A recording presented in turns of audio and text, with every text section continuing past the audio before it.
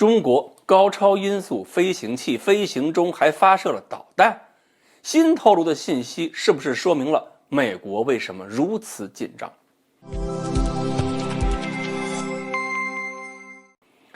各位网友，大家好，我是刘小飞。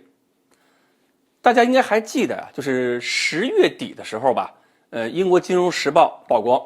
说，美国人发现中国呢发射了一个火箭，这个火箭飞行中呢还发射了一个高超音速的飞行器，好像是个高超音速导弹。关键是这个导弹还绕地球转了一圈。当时我挺奇怪，就算是洲际弹道导弹，绕半圈也就能够干掉世界上任何目标了，绕一圈有什么意义？结果这个美国军方呢，当时还有个评论说，中国这个实验的飞行技术水平超过了美国的想象，突破了物理极限。然后美国人讲话不知道是怎么做到的。后来呢，美国几个高级将领在讲话中都说，这是中国搞出来的轨道轰炸机。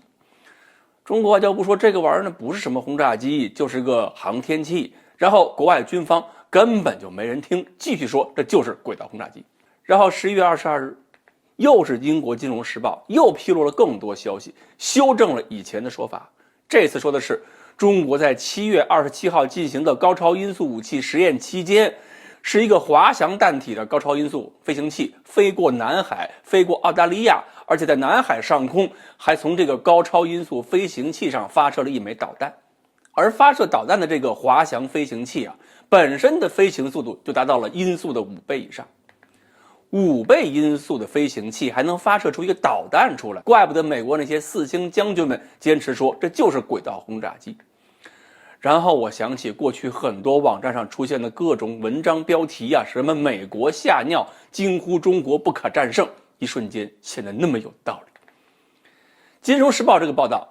到底有多大准确性我们先不谈，以后会不会有更多的消息披露出来，我们到时候再看。我们先假设这个消息是属实的，可以分析一下这个实验难度到底有多大。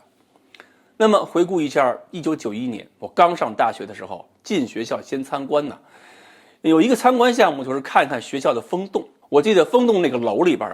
墙上有各种实验的照片，其中我特别印象深刻的就是有歼轰七投弹的风洞吹风实验照片。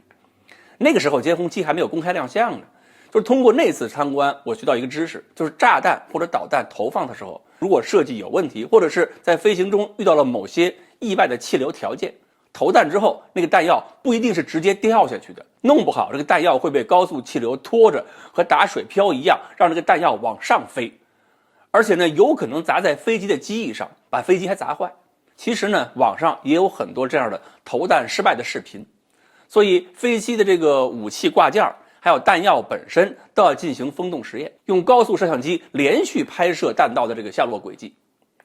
注意，这还是高压音速或者跨音速状态。你看后来报道中也提到了，我们的歼10战斗机也一样，也是在风洞里边做投弹分离实验，用了很多年。现在要在5倍音速的滑翔体飞行器上完成发射导弹，那就可能涉及到很多问题，比如说飞行器上应该有弹舱，还有一个开弹舱盖的动作，还要让导弹伸出弹舱或者弹出弹舱发射，而且那个导弹一出舱就在5倍音速气流下开始它的滑行，要稳定姿态。有的时候呢，可能某些弹药还要启动发动机，并且全过程姿态控制要好，不能够发生意外动作，免得跟飞行器发生碰撞。这个难度就跟歼轰七歼10相比那就是天壤之别了。所以现在美国人的感觉已经不是最近他们只做了9次高超音速飞行实验，中国做了几百次那么简单。他们可能觉得中国已经比美国更早的跨入了一个时代。我看一下，我们有些媒体呢可能都没有品出这个消息的味道，他们只是按照工作惯性说英国金融时报对中国进行造谣抹黑，但是我们这些媒体工作者可能自己都意识不到，如果这也是造谣抹黑，那金融时报是想亲手砸烂整个西方世界面对中国的信心吗？好，关于中国7月底这次高超音速飞行实验到底有哪些高难度动作，今天呢我们就简单的猜到这里。欢迎大家继续关注我们的栏目，我们下期再见。